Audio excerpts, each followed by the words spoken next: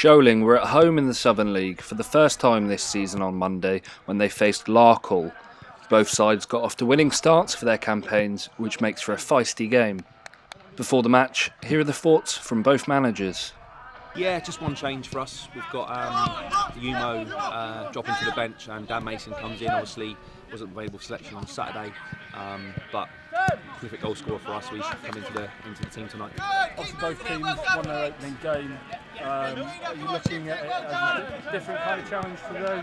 Yeah, definitely. I think, fairness to Mangotsfield, had a very young side. We played them a couple of years ago and I think they were probably stronger then. And we know Larkhall definitely a bigger challenge tonight, to be honest.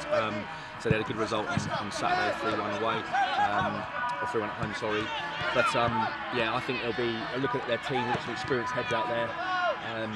Been here a few years, but done the rounds around local teams up there, and yeah, I think it'll be a tough game tonight. No, with all due respect, I think Slimbridge were better than us that day. If they'd had a goal scorer, they would have won the game. They just didn't have a cutting edge, played some great football, and we were, I wouldn't say lucky, but we took our chances and they never, and that was just the difference. And what do you reckon is going to be needed today to win the game? Always tough here, isn't it? You know, you only got to have a look at the players they got. All the Mason boys are back tonight and what have you. They got some new blood here, Whiteley up front and that. Gosney's the same in goal. Always a tough place to come. I'm glad we're coming here now. We're not in December, I must admit. You know, it can be a bleak place to come and that. It's always tough. And what can we do? It's a Monday night. I don't know why we're playing on a Monday, particularly, really, you know. But, you know, we've got to come down. If you want to get up there and be amongst the top six, you've got to come to Sholing and get a result. And we're up for it. The Boatmen's starting 11 is as follows. Gosney in net with Clewett, Dan Miller, Mitchell Byrne and Bradley Target slotting in at left back. A midfield three of Robin Nichols, Joe Adams and captain Byron Mason, with Dan Mason, Whiteley and Cope starting up top.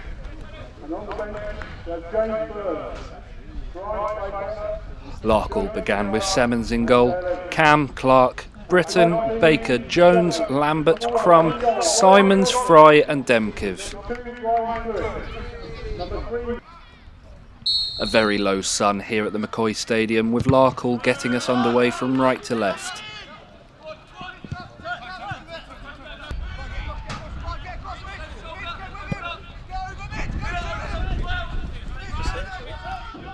A long throw from Semmons saw Demkiv with space to run into, and it was his ball that gave Fry a chance to test the keeper, but his shot fell narrowly wide of the goal.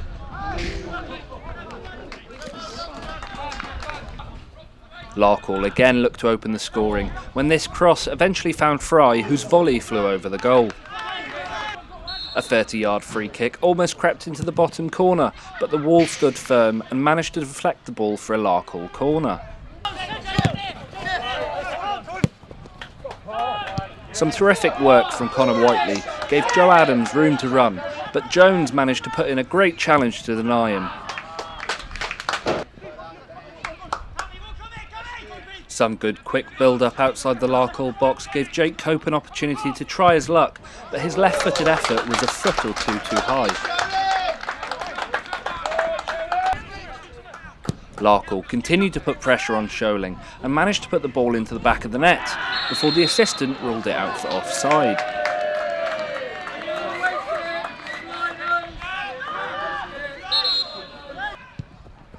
Sholing looked bright at the start of the second half, with this effort from Jake Cope being collected well by Semmons.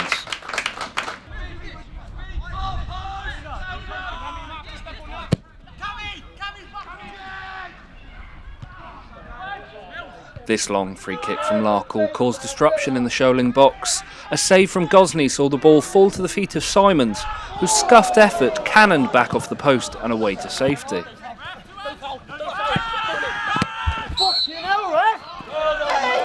Sholing looked to counter-attack through Jake Cope, who was held back by the Larkhall right back. The referee deemed it to be a second yellow and sent off the defender, only to overturn his decision once he realised he hadn't already been booked. Ryan Clewett had this last-ditch effort from a free kick from 30 yards out, which seemed to connect with a hand in the wall, but nothing was given.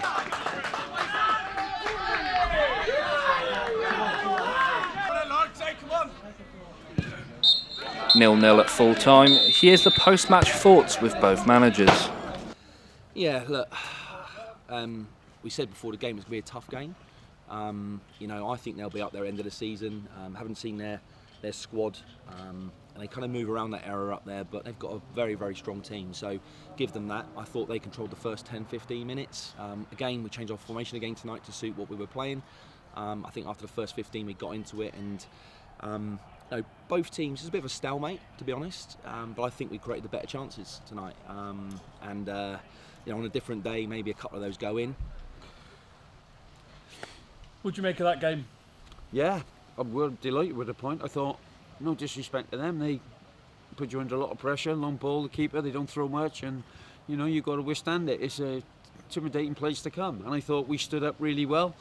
I can't remember them having too many chances, clear-cut chances, and probably we never either, really. But I think we played the football. But yeah, 0-0. I'm quite happy with that after a win Saturday. That'll do me. A lot of teams will come here and lose. We know that. So this time of the year, brilliant.